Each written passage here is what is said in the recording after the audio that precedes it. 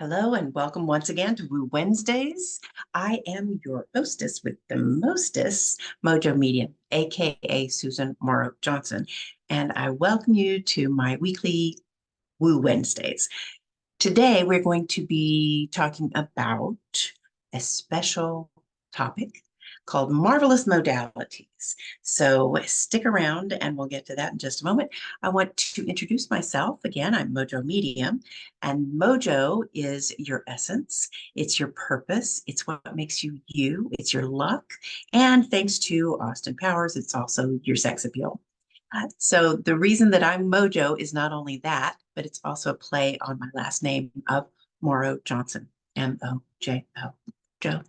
So that works out really well because that's what I do.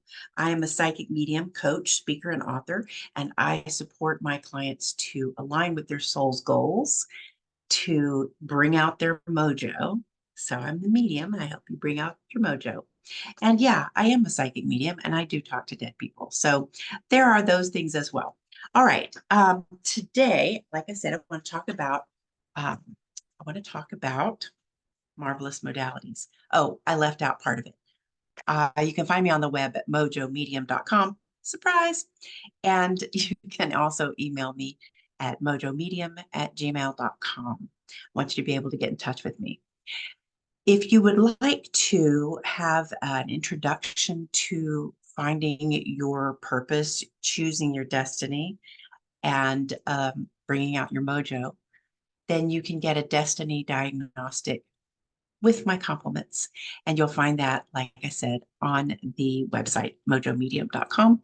If you can't find it, all you need to do is ask me, mojomedium@gmail.com. Oh my gosh. Okay, enough. Let's talk about marvelous modalities.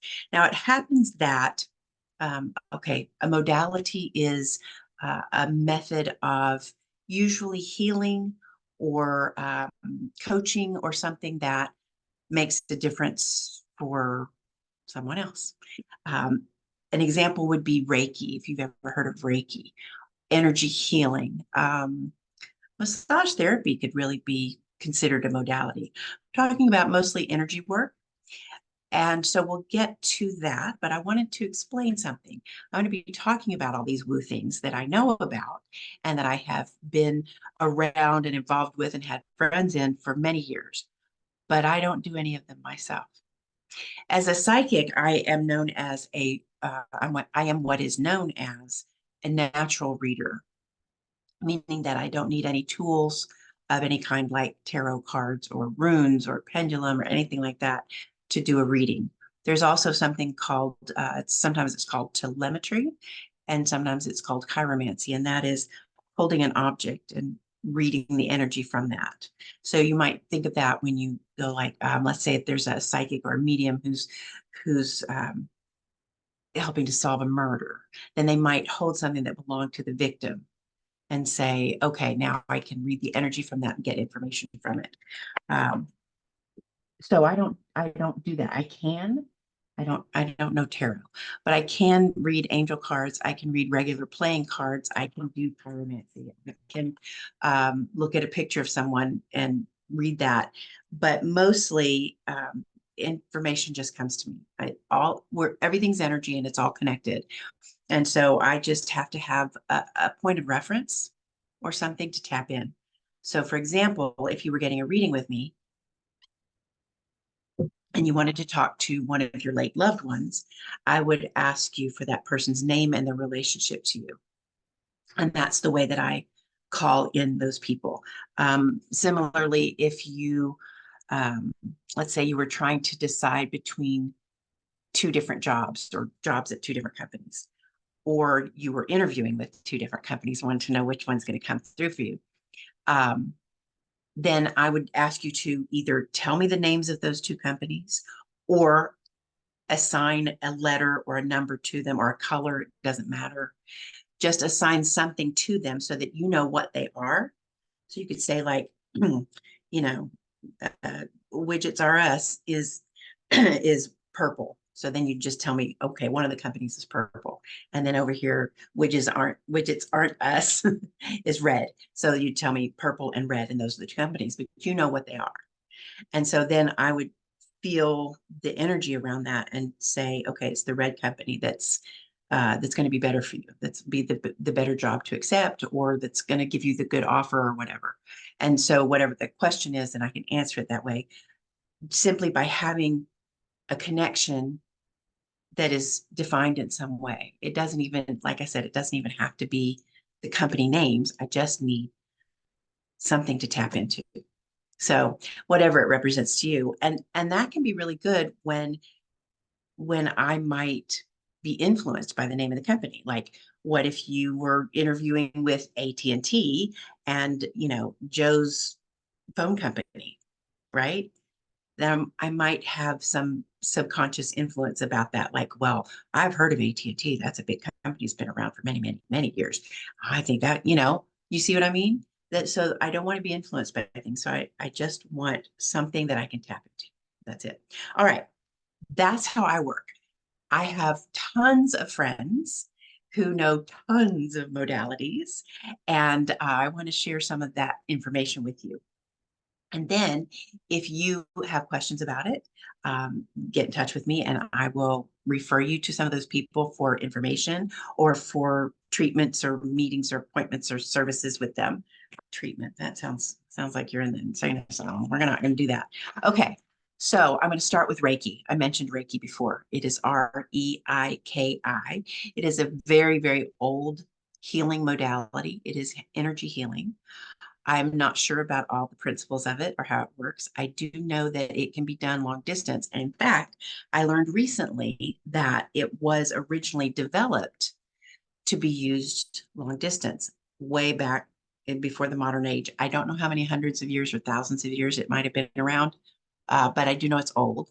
And it was developed because a healer couldn't be everywhere and couldn't get out into the hinterlands, the provinces, whatever, couldn't necessarily reach people. But by using Reiki, they could send healing energy to people who needed it over distance.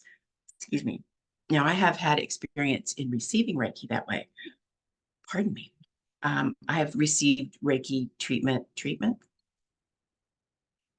in person and at a distance. And in my experience, which I admit is limited, the distance healing worked better. It may have been for my friend who was doing it. She might have just been a really good Reiki practitioner, but she's in Australia and I live in the US. And one time she cured me of a migraine. And if you have experienced migraines, you know that is no small feat. And for me, when I got migraines, which I don't get anymore, it's one of the perks of being old. Um, when I would have one, I could take medicine. And if I took it early enough in the pain process, it would work within an hour or two and the pain would be gone. But usually I would have lingering effects, like just feeling wrung out like a wet dish rag and being very, just kind of general malaise. Just, a lot of times it would take me a day or so to recover. And so to have someone do something that just made it go away and did not leave me with that dish rag feeling was nothing short of a miracle. And so that was kind of crazy. And then another time I had a kidney stone. Now I had only had one kidney stone before that in my life. Again, if you've ever had a kidney stone, you know what it is, right? So I knew I had a kidney stone. I could feel it. The way it works is when it moves, it hurts like a bitch. And when it stops moving, you don't feel it. So, but then it keeps moving until it moves into your bladder and then you pass it. And that can be also very painful, especially for men. But you have to get it all the way through unless you're having surgery in the hospital or whatever, which I wasn't. And I think I had mentioned it on Facebook or something. And I didn't even know that she was sending me Reiki for this. I didn't know it. And I think that's significant. I did not know that she was sending me Reiki. What I knew is that the pain stopped and didn't come back. It did not finish moving. It did not pass. It just stopped. Now, that to me is pretty fucking amazing. It was quite miraculous. So this is my experience with Reiki. A lot of people do Reiki. They are Reiki practitioners, Reiki masters. They have, level 3 Reiki master and whatever, and they teach it and so forth. I can refer you to a number of really good Reiki practitioners. Now then, and I'm obviously speaking in support of it. Now then, the thing about these marvelous modalities is that few people do just one of them, which I find very interesting. And it's not like you have to have other ones. You could do Reiki and only Reiki, but people seem to be drawn to a variety. Healers who do this kind of thing, they seem to have more than one, and they might have their favorite or the one they use the most.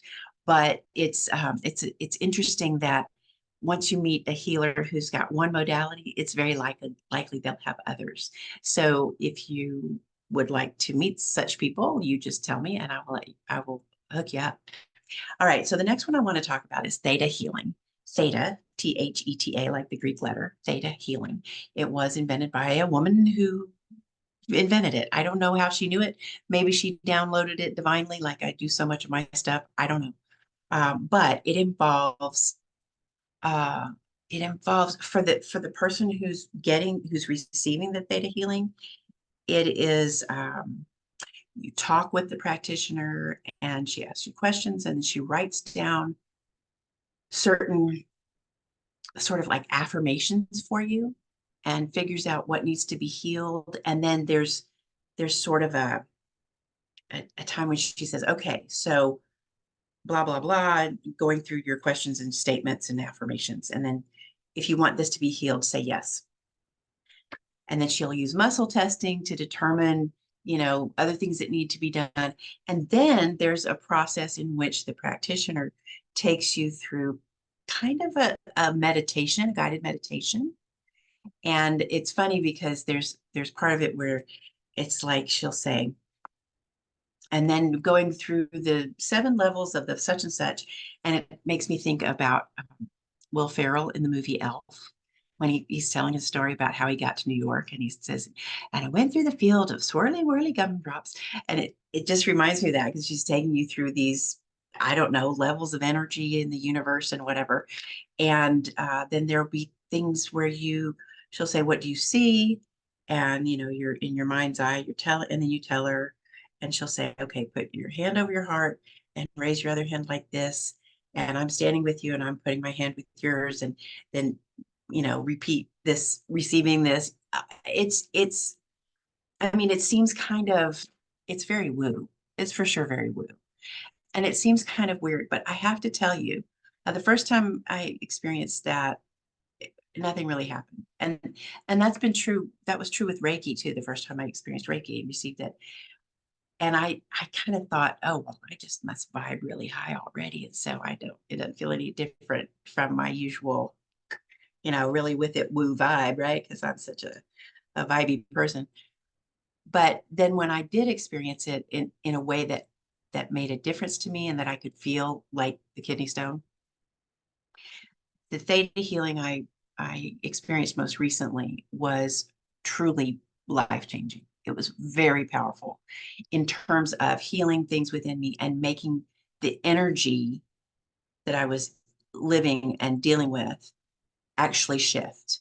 I mean, actually shift. I could really feel it. Like this was a situation where I felt my true self arrive, and it was really from that point on that I came into my own. I mean, I really, really, it's been a while now, but I can remember it. It was, again, quite miraculous. So, Theta Healing is wonderful if you have the right practitioner.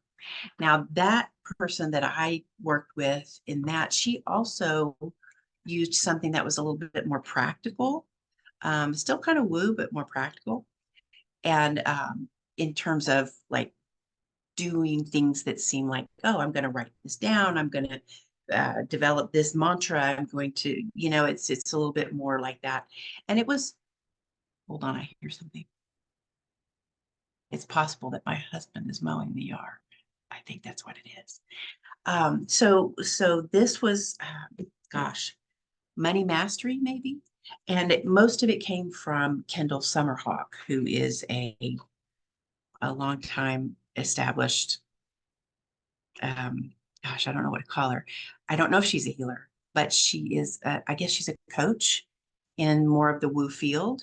I know that she's affiliated maybe with Hay House. So Kendall Summerhawk, Kendall, just like my maiden name, same spelling. And so you can look her up if you like. So she had a lot, she has a program, and then, she certifies other people to use the program. And that was really helpful. And so if you're interested in money mastery specifically, you can check with me about my practitioner, who's wonderful, or you can look up Kendall Summerhawk or all of the above. All right, let's see. What's the next one we want to talk about? I want to talk about, hmm, okay, I can't talk about that. I don't know anything about it. There's something called craniosacral therapy, which I have to tell you is kind of funny because cranium is your brain pan, right?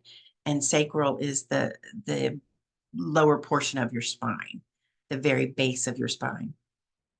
And so I would kind of joke about craniosacral. Does that mean that the practitioner will pull your head out of your ass?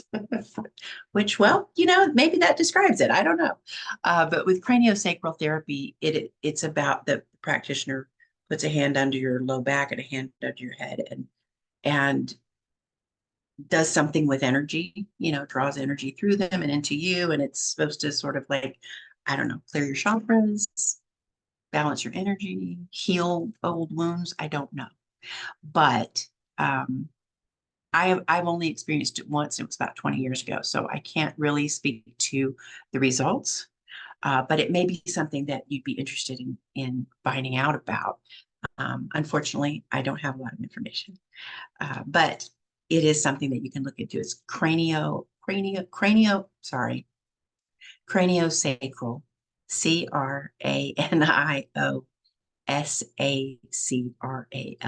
So craniosacral therapy, you could check that out. All right. I also wanted to talk about astrology.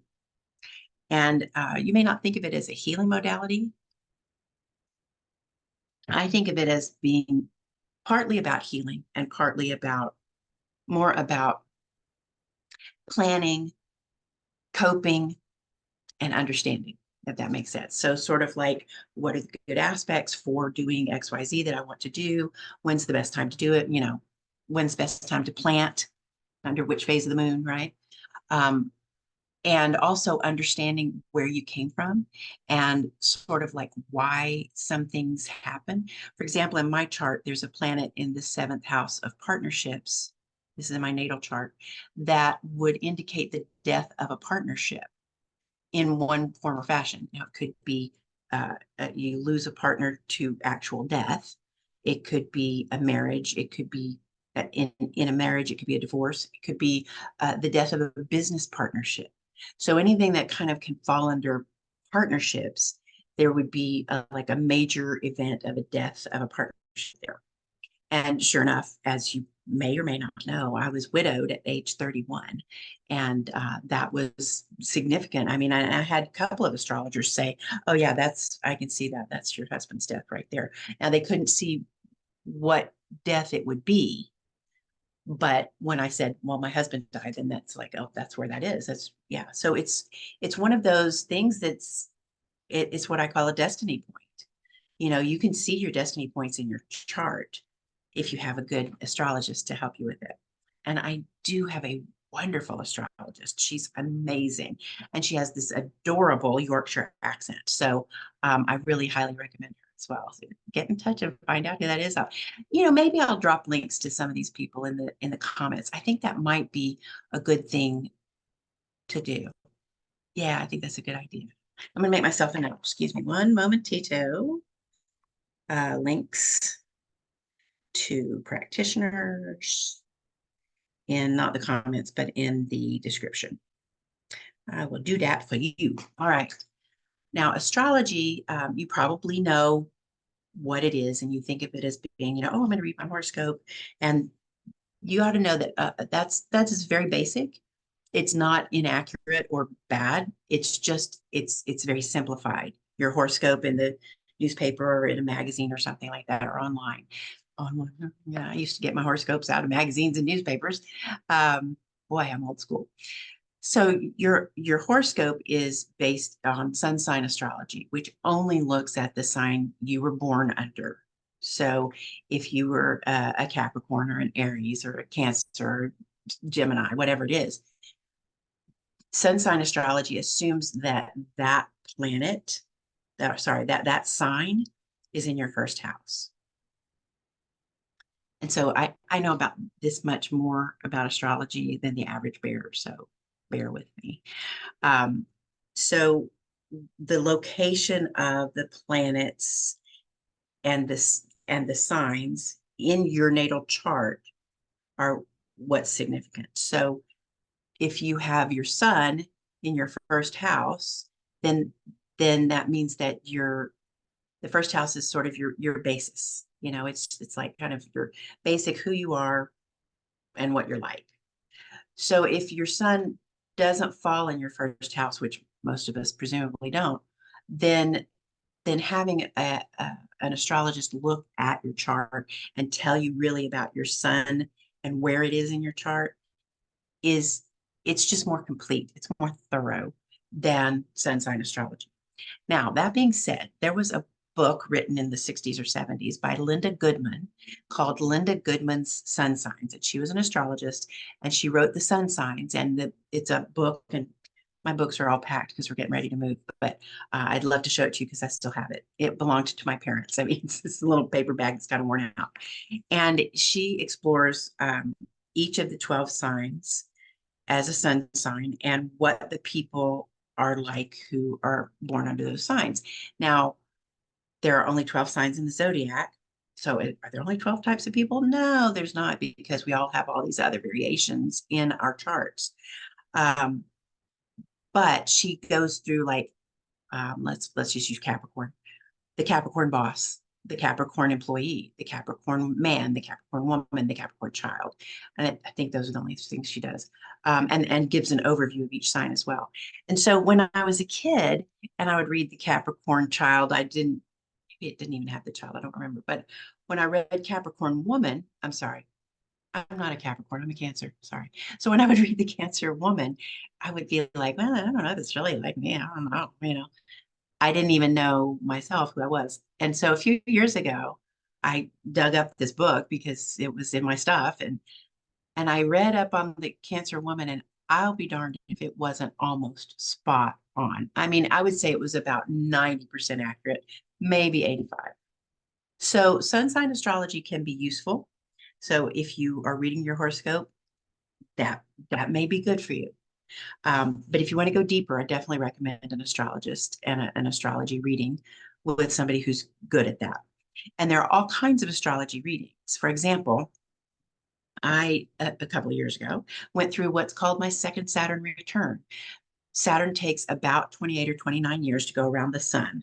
So 28 or 29 Earth years is one Saturn year. So when Saturn comes back to the place where it was when you were born, when you're about 28 years old, then it will have an impact on that area of your chart in your life right then. So I got lucky because my Saturn is in my 12th house, and the 12th house is like everything. So for a couple of years, I had my world turned upside down. I was turned inside out and remade. And then I met that Theta Healing woman. And that was my gift after Saturn finally left. So so having a reading specifically for an event like that is really helpful. A lot of people will get an astrology reading on their birthday, which I think is a great idea. There are different types of readings, so you'll want to check into that if you want to get an astrology reading. And I do recommend it. I mean, a general reading will tell you a lot about who you are, where you came from, and where you're going, and how to deal. There's also there's a branch of astrology called evolutionary astrology, and it works on, and I don't know much about it, but it's about your soul and its journey through different lives, through many lives. So that's something that you might be interested in as well. Okay. Um, Human design. Speaking of astrology, let's talk about human design. Human design is fascinating to me. Now, I have never learned any modality because for one thing, I never needed to, as I explained. I've never learned a modality. I also, if anything, I would probably want to look into astrology because that really interests me. But it's like I'm kind of lazy. I didn't want to learn it. I didn't want to take the time to learn it. So that's part of it. But it's also partly because I'm doing what I'm supposed to do, what I'm here to do, and it comes to me naturally. And I'm very good at divine downloads, messages from the cosmos, and understanding. And I'm philosophical, and I'm good at research, and so forth. And so I do me, right? But if at this point now, if I were going to study something, it would probably be human design. It is so fascinating. Human design takes all of the personality assessments that you've ever heard of, Myers-Briggs, um, DISC. What's another one? There's Jacobs intelligence. I don't know.